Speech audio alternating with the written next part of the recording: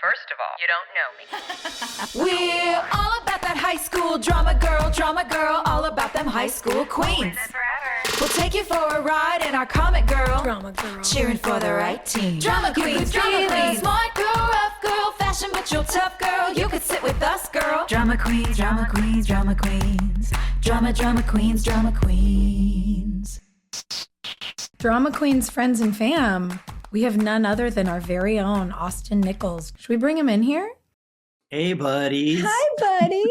Welcome back to the show, pal. Are you at home in Texas at the moment? Yeah, I'm in Austin, and it's gorgeous. It's a beautiful day in paradise. It's spring, and it's not hot yet, and it's green. It's awesome. Oh my goodness, that's so fun. Are you doing stuff on the lake? What's keeping you busy? Yep, I've been out on the water getting ready. I'm going to Peru to do this surf trip that I've wanted to do like for 20 years. You're going! And I'm finally going. It's this wave that's like 3 kilometers long. It's just this thing I've always wanted to do. And I finally said, what am I waiting for? Yeah. So is the idea that you ride the wave for 3 kilometers? Is that the goal or the hope? Well, you don't have to. I mean, I think that's part of the attraction to me. Is to do something, is to catch lightning in a bottle, something that's unattainable and natural in the world, in nature, and harness it for as long as you can without having to have a machine. So is the goal then, is this like an operation where you and at least one other buddy, you like park a car down approximately where the wave ends and then you drive back up to the top? Well, I've done something like that, but this is better because there's a boat and there's actually going to be drones and cameras, and there's 8 people, and basically we just tow each other into the wave, and then you try to ride it all the way in, and then you get picked up in the boat and you go back out. Oh, that's so cool. Is this what I saw on your Instagram? You were doing wall sits.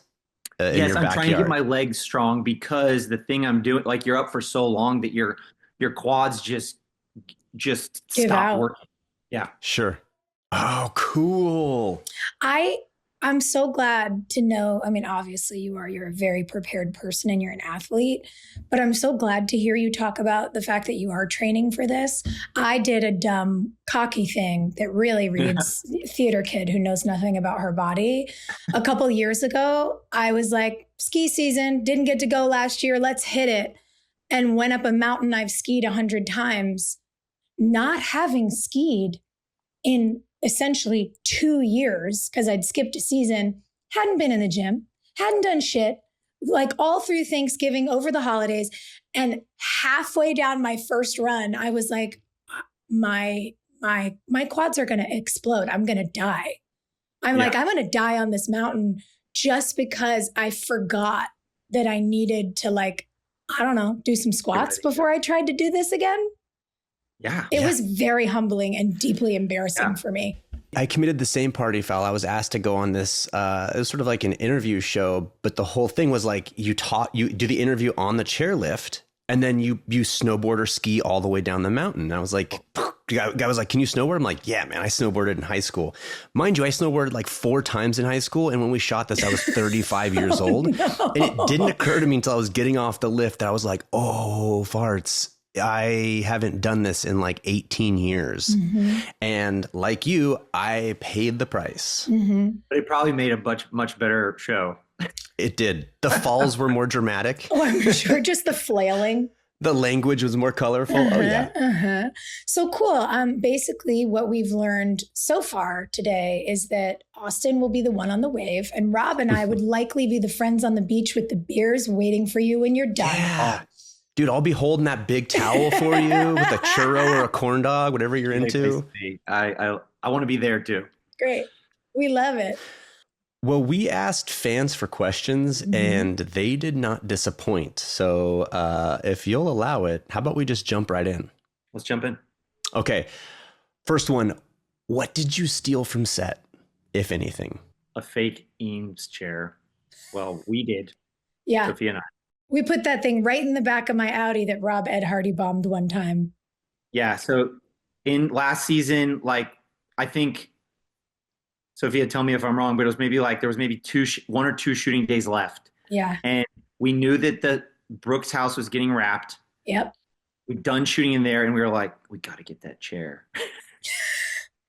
Those chairs are so expensive. Yeah, and I would never pay for one. No. Wait, so who got the chair? You stole it together, but who got the loot? I think I carried it. Did I carry it and we put it in whose truck? We put it in the back of my car, in the little hatchback station wagon. I don't know how we even got it in there, but we made it work. That was some good thievery. It was fun. And it's nice to be like a gentle thief and feel like you're in a buddy cop movie, because the two of us were like running and then hiding behind a wall and then running. And then Austin would be like, I'll go. Duck. And, we like made it all the way through the stages with these two pieces of furniture, the chair and the ottoman. And by the time we got in the car, I was like, well, that's going to be my favorite part of this whole thing. Just the caper of it. Absolutely. Yeah, it was the adventure. Yeah. Made a little documentary. I think I definitely got clothes over the years. But that's that's sort of normal. What about you? Rob, did you steal anything? Man, same as you, clothes, but then the only thing I could think of was I still have to this day some Fortitude cards. Cute. Clay's business card. So talk about being a gentle thief. While you guys were stealing large pieces of designer furniture, knockoff, I was stealing about 5 or 6 business cards. Hilarious. I love that. That's great. I still have business cards from Good Sam. So I have these business cards that say I'm a cardiothoracic surgeon. They make me feel very smart. Aww. So if I would ask you what you stole from set, but I know you have a storage unit full of multiple boxes of things from the show. So we probably don't have the time for that, do we? No, I probably have like 4 plastic bins of stuff from over the years. But honestly, the funniest thing is we capered a chair and an ottoman together. And the most like large stuff I've, quote, stole from set, I stole for Hilarie. Like I took this big, beautiful, like maroon silk lampshade with tassels and the standing lamp. And then this really cool, like, I think they called them telephone tables, a chair with like a little attached side table from the 50s that your phone would sit on. And they were from Red Bedroom Records. And when we wrapped out the sets, obviously she wasn't with us. And I was like, this is bullshit. I'm taking her stuff. And so I had to get the chair and ottoman out of the tiny station wagon to then go back and lift the rest of the stuff for her. Nice. You did some damage, Sophia. I did. Well done. But listen, I own it. Here we are. That's the 9 stuff years. I took. You earned it. It's also funny that the idea that you guys even were trying to be sneaky about it, because no one would have said boo. But you don't feel like that in the moment. You feel like you're going to get busted. Yeah. Sure. Totally. But you're right. I don't think anybody would have said anything. No. The crew liked you. I mean, come on. Yeah. No, you guys would have been fine. All right. Did you know from the beginning that Brooke was going to be your endgame? Ooh.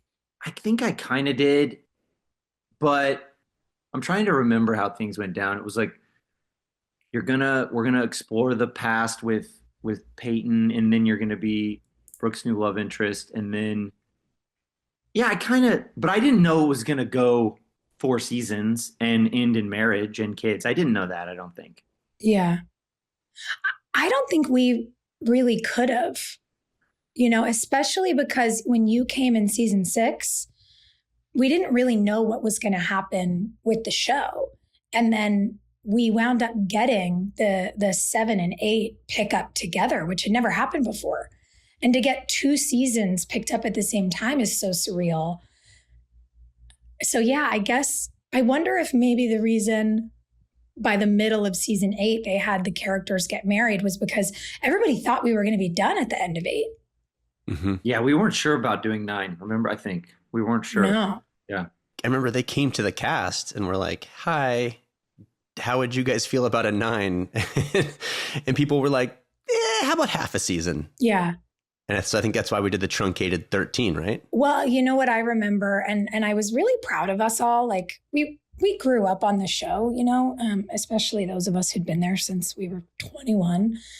Yeah. I remember just not knowing anything about the business. And by the time they came to all of us to be like, okay, if you're all into a season 9, let's talk about it. What I loved, and I have this memory of all of us being like, it feels cool. We don't feel like we're ready to be done, but we also know we're all going to need to get jobs after this. So how about we wrap by the end of December so we can have the next pilot season free? I remember that. And then it was like summer camp, because you're never going to book a show between July and December, at least in the traditional network world. And so we were like, wait, we get to go do 13 more episodes and dink around with our friends. And then like, I guess we all start auditioning again. Oh my God, what a time. But I like that we had that foresight. Yeah, it's good. It's really cool. I had never seen, and we'll get into we're going to talk about this on the episode recap as well, but I had never seen your guys' stuff from season 6. I had only heard, I knew of it from listening to the podcast before I joined. So it was so fun. And the flashback montage of Julian and Brooke, it was so cool. Cause like Austin, I knew your hair got cut too high on the back when you got there. And so as I was watching, I was like, oh, there is the actual haircut he was talking about. And like, here's the edgier Julian. And it was so fun to watch that. Yeah, I agree. That montage made me emotional because you see all these iconic moments. Like the one that I gets me is when, so if you help me remember, it was at outside the USO concert when I first got there. No, when was this? It was when you said, I'm finally ready to let someone in. I think isn't that when Brooke goes to see Julian on his movie set? That sounds right, because it's all lit and it looks like beautiful. Yeah. It looks like very we're La La outside. Land. Yeah, that's what it is. That's one of my favorite moments and clips. Me too.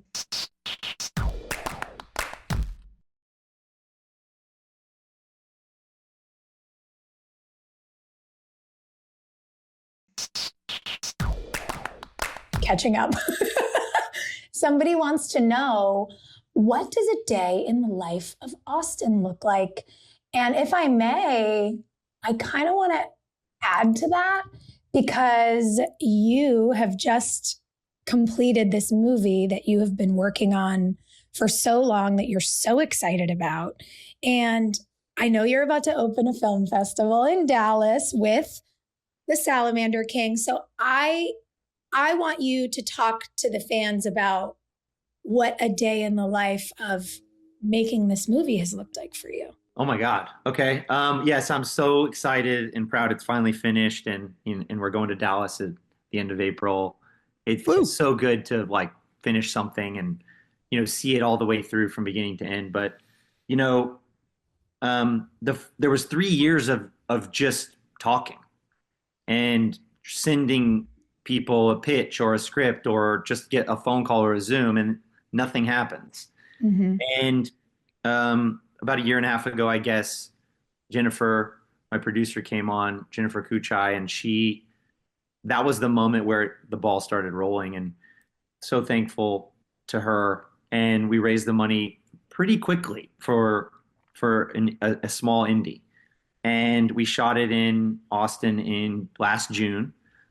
And post took me all the way to, I guess, about a month ago when I finished the sound mix, and we're in a festival. And that feels, it's a year sounds, or just under a year sounds slow, but it was fast. Like I can't believe we're already done in a festival, and now we're looking to, go sell it to buyers. And I'm kind of rambling here, but I've never felt this feeling of sort of pride in completing something, and just starting and completing something that feels just so hard. It's like the Sisyphean task of rolling, the boulder up the mountain. And yes, man, and I just can't wait to do it again. I just can't wait. Oh, buddy. And so often what we do is that we are either joining something halfway in, or we're just doing the starting stuff and then handing it off to someone else. So it's so cool that, you saw this thing through from inception to premiere. Like, that's awesome. That is a huge accomplishment, man. Yeah. You should be proud of yourself. I'm so happy, and had so many great people. By the way, Peter Kowalski was my DP. Oh, lucky. Our DP on One Tree Hill. For some of you may not know his name, but he was such an important part of One Tree Hill. And I was so lucky to have such a crack team because Peter was working on a TV show in Austin, and I went and directed that. And then I got all that crew to come, and they'd been working together for 4 years. So I just had this team that was just so dialed into each other. Yeah. And that was part of why we ran so smoothly. We didn't have problems. Every day was everyone just laughing and having fun. And I never thought my first movie would be a comedy. Never. I'm going to make some dark, indie, crazy, spectacle, darling, deep, artsy thing. Yeah. And the first thing I make's a comedy, and I just want to keep making comedies now. It was just so fun. And it's funny the way life happens to you in that way, and something you didn't expect becomes maybe your next, path. Yeah. But to get even a little bit more specific about like my day, I mean, yeah. What does a day look like as a director? I wake up early. I love to have some coffee. Sometimes I'll go to the coffee shop on South Congress and have a little social time with some local Austin coffee stop.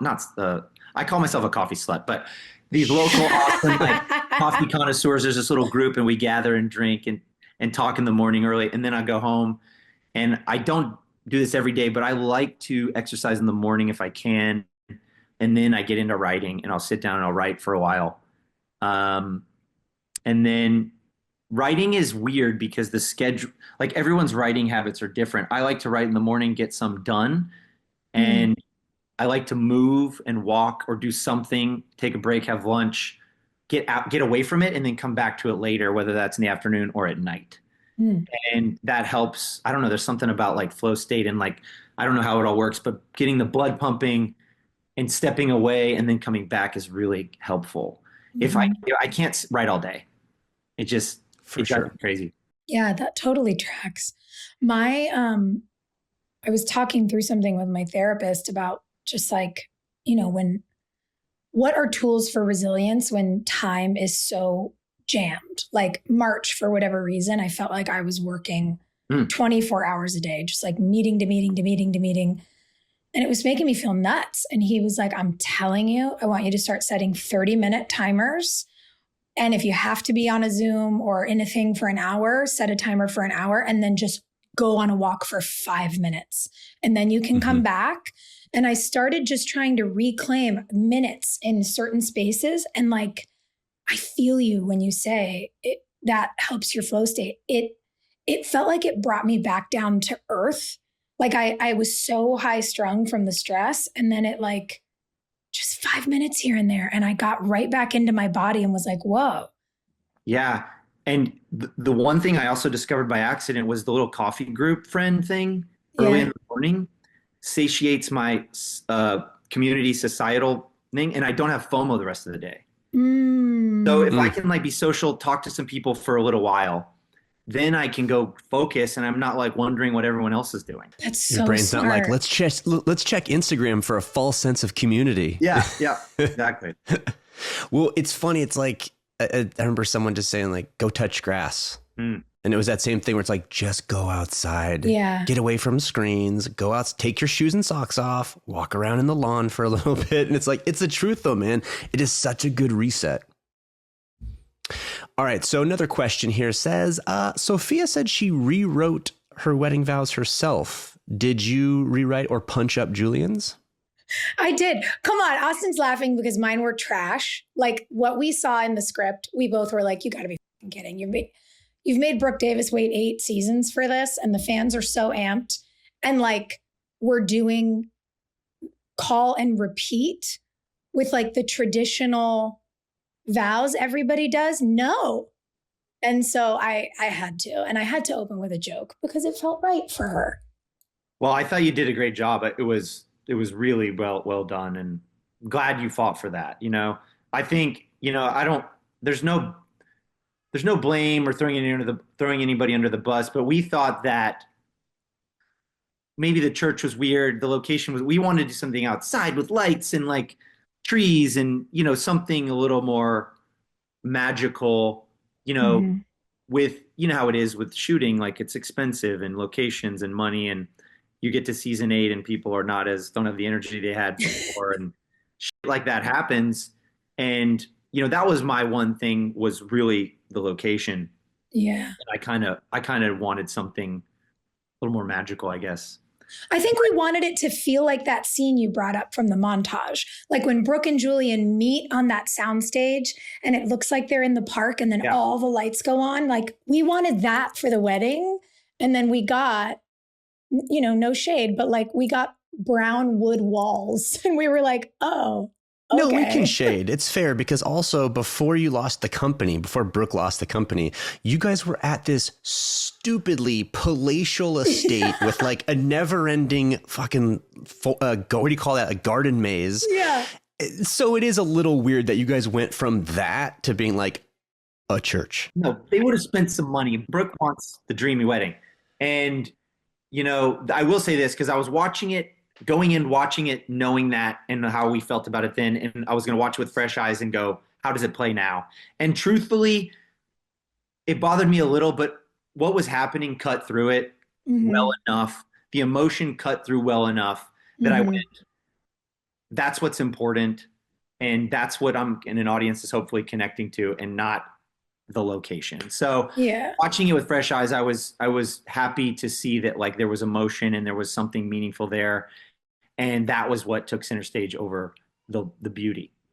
And because I didn't know you guys had an issue with that, so I was truly watching this with fresh eyes, I didn't bump at all. Good. Yeah, that's good. You guys did a great job. I wasn't to be honest with you, I maybe noticed the church and the master. And then after that, I was along for the ride. You're in here. Totally. Yeah. Well, and something else that I think helps, I mean, first of all, you and I collaborating creatively on the language, I thought was so important because there's, things that you say that Julian says that Brooke then echoes, and the kind of call and response to two people who've been through a lot together, who are on this sort of shared road now. I liked that we personalized it and didn't just do the repeat after me. I, Brooke, take you, Julian, like womp womp. Yeah. And the other thing that played so well about it for me, given that we didn't get to do the sort of exterior nighttime, beautifully lit, fairy tale thing, was the montage that you referenced.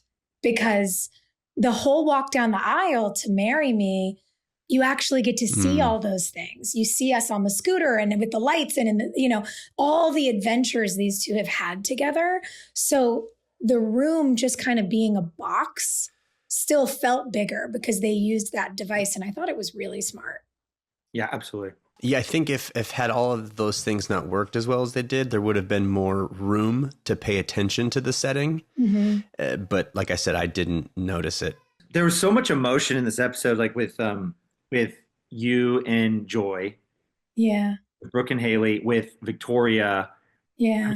Jamie in the beginning is so cute. And then Antoine knocks it out of the park in this episode. Like, seriously. He's a star. Is so funny and so good in this episode. It made me giggle watching it now. Me too. So funny. Okay, I'm going to cherry pick a little bit here. I like this one. This is a little kind of go back in time, perhaps. Who do you wish Julian would have picked as his best man? This is assuming, I guess, let's just say Jamie's not available. It's not that you don't like Jamie, but let's say he was unavailable that day. He had a prior. Great question. That whole thing was weird to me because this joke of like Julian not having guy friends which was funny and it worked. I'm trying to think back to like, was there ever anybody that Julian got close with that was a guy? I wish that you and I would have had more stuff because we were the two quirky kind of offbeat guys. And I just feel like we could have had such a cool, fun, nerdy bro thing. Yes. I pick you. Hey. Yes. Hold on. Clay. Yeah. I know we haven't talked in a while, but like back, I always liked you.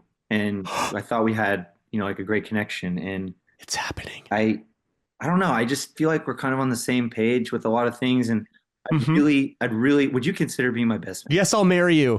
Oh, your best man. Yeah. I'd love to be your best man. Totally. That's what yeah. 1,000 times yes. This is great because I've written so much fan fiction about this that now it finally is going to pay off. I love it. Okay, wait, if we're going to cherry pick some things. Cherry pick. Mm-hmm. Wait, this is a really fun one because it jumps around in our shows and I like this alternate reality stuff. Who would you take? I think it needs to be a character. Who would you take from One Tree Hill into The Walking Dead and why? Oh my God. Well, you know, actually it's funny because like Hilarie went on. Yeah. Lee Morris was on. There were some other people that were on One Tree Hill that were in The Walking Dead too. Lee did Walking Dead? Yeah. That's awesome. Yeah. Who would I take from One Tree Hill? Well, okay, so I would answer it as like a survival ant. Like who would be the most like, my gut reaction is James Lafford. Is Nathan, because he's an athlete and he's strong and he's big and he's a leader. He's humble. People will follow him. Mm-hmm. He's not like greedy and power corrupt. Nathan's such an honorable man. He would be such a great leader in the zombie apocalypse. I feel like, my knee jerk was Dan, but then I immediately shot that down because Dan would stab you in the back the second he needed to. Well, and that in that world would probably be really good for a while until he stabs you in the back. Until he ruins your life. Okay, and this is a related question. Another person asked, do you think Julian would have lasted longer than Spencer in The Walking Dead? Well, it's so funny because both of these characters were not, neither of them would do well in the zombie apocalypse. So I would have to say it's a tie. Like they both would do equally horrible. I love it. Julian would be like, should we have a play? Could we stage a play? People need to be entertained. You know, we should entertain them. Yeah. Yeah.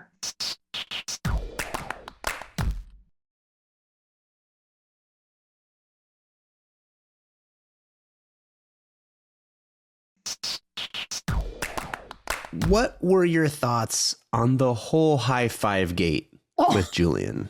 Okay. I may have said this before, and forgive me if I'm being repetitive, but it's one of those things that you hate in the moment. And you feel like such an idiot, and you feel like you're being taken advantage of and you're being made fun of.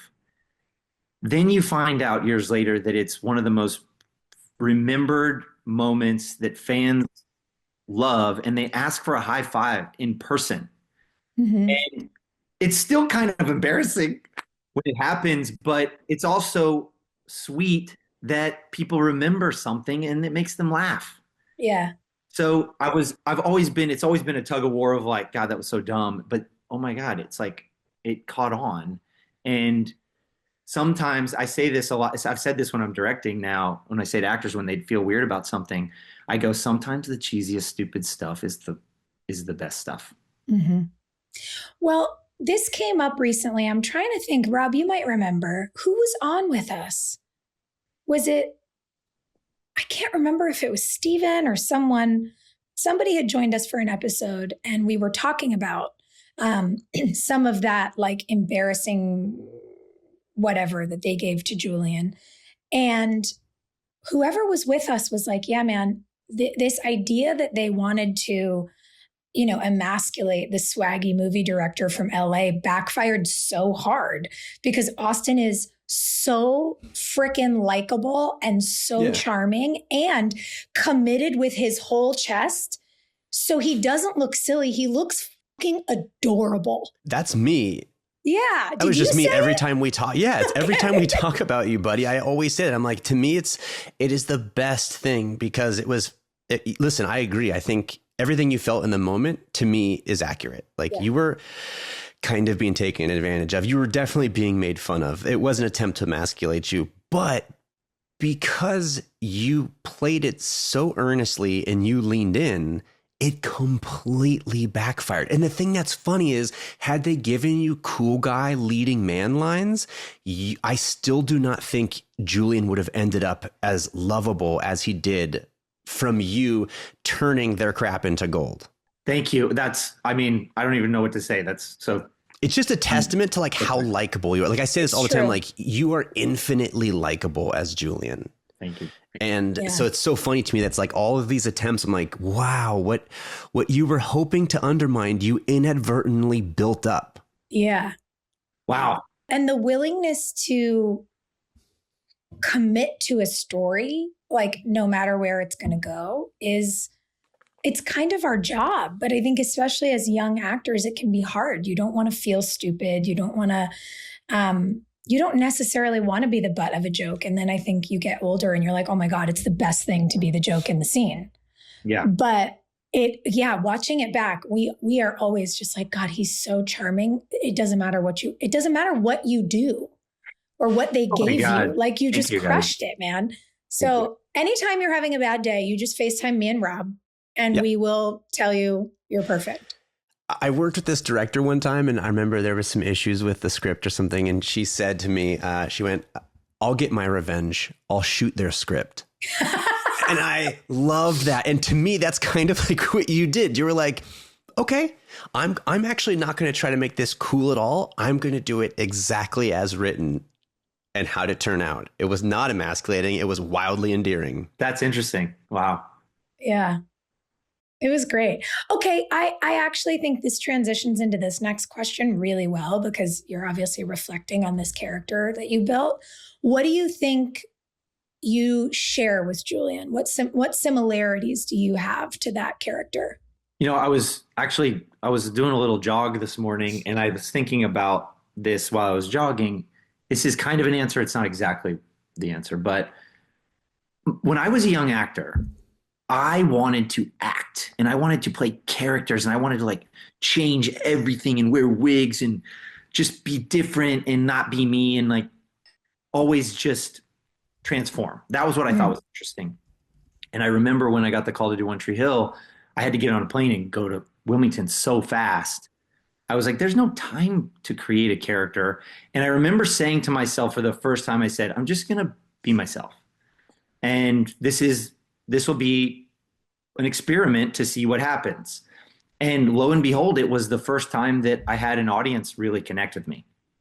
And I don't know if that, really answers that question, but it was such a big lesson because actors want to act and we need directors. We need other people to help us because sometimes the difference between an actor who thinks they're doing something really good, but then somebody steps in and says, all I need you to do is just like not kind of be so excited. And if you just actually just use your voice instead of like you're dropping into this like voice, if you just actually just talk like you right now, I'm going to cry.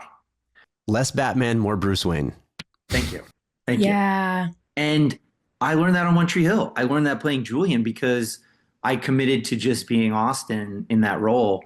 And look, the question is what's similar? I mean, certainly there are things that are different, 100%. But the overall, from 40,000 feet, it was like, I'm going to go to work and speak from my heart every day. Yeah, it comes across. I mean, knowing you personally, I think, like, isn't that what we do? I mean, I don't know. Some people have like big old methods. I bring a lot of Rob to everything I do, like where it's applicable, 100%. And that's why you're so good and why people connect. It's all about connection. Yeah. And when I see this so much now, when someone is trying to do something, there immediately is a barrier between the audience and them. And that's why it's so annoying because I was always an actor who was trying to do something and that director was always like, less. No, don't do that. Less. Yeah. And it took me so many years to understand what that meant. Because nobody ever said the audience isn't going to connect with you. No one ever said that. Right. Yeah. They just said, don't do that. Do less. There's a great Josh Brolin story where I guess he was a big like process actor when he was doing Goonies when he was very young. I saw this. And I guess he was like taught, like it was when they were like going through a cave, and I guess he went up to, was it Spielberg? Yeah, he went up to Spielberg and was like, so is the cave like, is it like a metaphor for like, are we coming out of the womb? And Spielberg was basically like, how about you're a kid walking through a tunnel? And say your line. Yeah. So genius. It is a perfect example. Perfect. It is a perfect example. And I have to, and this is perfect because we are talking about movie making. I have to tell you, We got great questions from the fans for you, and we're barely scratching the surface. But one of the questions we got the most was that they are so desperate for details on an early filmic project of yours, Holiday in the Sun. They want to know what it was like working with the Olsen twins. And more than 20 people asked if you were nervous to kiss Ashley. And I feel like we got to give the fans what they want. Happy to. I learned pretty quickly when I was in One Tree Hill that there was a similar audience from those movies, Ashley movies, to One Tree Hill, and there was a lot of overlap there. So people say stuff a lot. I was definitely nervous because Mary-Kate was 15 and I was, I think, 18 or 19 or maybe even 20. I don't remember, but I was too old. And it felt weird and it felt wrong. And, I looked very young. So watching the movie, I don't think you notice. I'm real tall and skinny and like nerdy, but I don't think you can tell there's a big age difference. But for my brain, I was like, she's 15. This is weird. Yeah. So I remember talking to producers and I remember talking to even her dad was there. And I just wanted everybody to I was like, is this okay with you guys? And they were all like, oh, don't worry about it. Nobody seemed concerned. And I was very concerned, but it turned out fine. It was all very G-rated. Yeah. But I think that really speaks to your character, though, because listen, they'd been acting since they were little. It's not like if a 15-year-old girl was going to have her first kiss ever, with a guy 5 years older than her. But the fact that as the older actor in the room, you were like, hey, how are we going to address this? Because yes, this is our job, but also we got to acknowledge what's happening here. And I they're children. Yeah. And I really just I respect that about you so much. Thank you. Thank you. It was, in a way, it's one of those things that's similar to the high five moment, where when you're young and you're trying to make your career as an actor and do all these cool projects, when you have this one that you feel is maybe a little silly. And I had to give that up years ago because people love it. And I had to put away my crap and all my junk in my head and go, people like this thing. And why am I being a jerk about it? It's only paid me back 1 million times with love. So that's another lesson I've learned from, doing what we do is, sometimes it's the same thing. Sometimes those things that you don't think maybe aren't super cool or hip. A lot of people love them. Yeah. I love that. Yeah. Well, you heard it from Austin Nichols. Sometimes the cheesy stuff is the best stuff. That's right. Austin, you're one of my favorite people I don't get to see regularly, so thank you for making the time. Oh, thanks, guys. I miss you guys, and I know we missed you in Wilmington. I know. I miss you guys, too. I saw pictures, and I was really sad, but there'll be another, and there'll be another again. Yeah, and you got to go take that movie to a festival. I can't wait. Where can people follow that, Austin? Where can they get info on the movie? So I would follow my Instagram, Austin Nichols, for now until we get closer to a sale and a release. Okay. It doesn't have its own social media yet. Yeah. Buyers, sales agents and buyers, distributors, they get weird when you do too much early. Totally. So we got to kind of wait. All right. Yeah, no, I'll put it out there on my Instagram. Okay. Thanks for joining us today, bud. Thanks for having me. Yeah. Hey, thanks for listening. Don't forget to leave us a review. You can also follow us on Instagram at Drama Queens OTH. Or email us at dramaqueens@iHeartRadio.com. See you next time. We're all about that high school drama girl, all about them high school queens. We'll take you for a ride in our comic girl, cheering for the right team. Drama queens, smart girl, rough girl, fashion but you're tough girl. You could sit with us, girl. Drama queens, drama queens, drama queens, drama queens, drama queens.